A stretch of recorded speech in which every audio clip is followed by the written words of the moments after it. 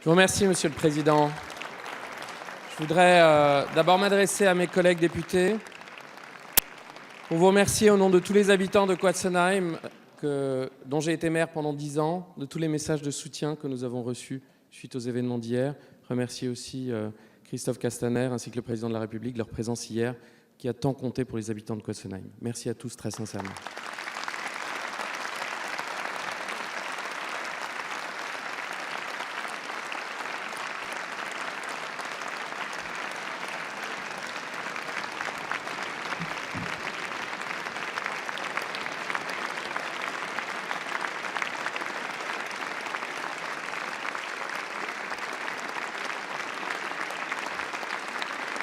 Merci.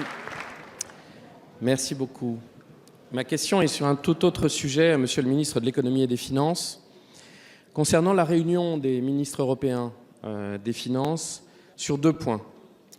La zone euro, premièrement, la consolidation de la zone euro. Dans un rapport parlementaire, nous avons pu voir que les outils prévus après la crise de 2008 ne sont pas encore totalement mis en œuvre. Et sur un deuxième sujet, qui est le budget de la zone euro. La France et l'Allemagne, dans la déclaration de Meseberg, en juin de l'année dernière, ont fait un pas décisif pour affirmer l'importance d'avoir un budget de la zone euro.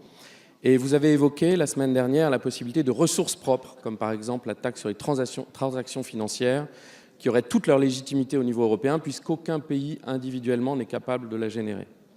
Donc, Monsieur le ministre, pouvez-vous nous faire un point sur ces 2 sujets, sachant que nous sommes nombreux dans l'hémicycle à croire dans l'avenir de l'Union européenne et à avoir confiance, en tout cas une large majorité, à avoir confiance dans le gouvernement pour des impulsions déterminantes sur le sujet dont l'Europe a tant besoin. Je vous remercie.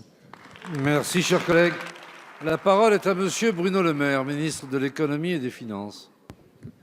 Oui, monsieur le député Waserman, je voudrais d'abord vous redire à mon tour toute notre solidarité à la suite de la profanation révoltante du cimetière de Quatsenheim sur votre circonscription.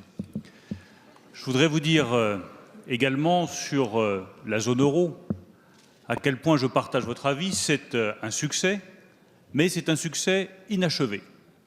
Et aujourd'hui, si une nouvelle crise économique ou financière devait se déclarer, eh bien, nous n'avons pas encore tous les instruments nécessaires pour consolider la zone euro. Donc nous avons voulu, avec le Président de la République, consolider, offrir une perspective nouvelle à la zone euro, en partenariat avec les Allemands, dans le cadre de l'accord qui a été conclu avec l'Allemagne il y a quelques mois. Cet accord comporte 3 propositions nouvelles. La première, c'est l'union bancaire, pour garantir qu'il ne puisse jamais y avoir de faillite bancaire qui puisse peser sur les épargnants, et que s'il devait y avoir à nouveau des difficultés bancaires, eh bien nous ayons des instruments plus solides pour faire face à ces risques sur les épargnants. C'est le fonds de résolution unique et c'est le filet de sécurité, le fameux backstop, que nous souhaitons mettre en œuvre le plus rapidement possible. Le deuxième instrument, c'est l'union des marchés de capitaux, pour faire en sorte qu'on dégage davantage de moyens pour investir dans notre économie, innover et avoir des entreprises de taille mondiale. Et le troisième instrument, vous l'avez cité, c'est le budget de la zone euro, qui doit nous permettre d'avoir davantage de convergence entre des économies de la zone euro qui aujourd'hui ont encore trop de différences, et qui doit nous permettre aussi de faire preuve de solidarité entre les États membres de la zone euro. Le calendrier il est très simple. Nous avons l'accord de Meseberg signé entre le Président de la République et la chancelière allemande. Nous avons fait nos propositions à nos partenaires européens à la fin de l'année. Eh bien, nous souhaitons avoir une feuille de route concrète pour la mise en œuvre de Meseberg d'ici l'été prochain avec nos partenaires allemands. Merci, Monsieur le ministre.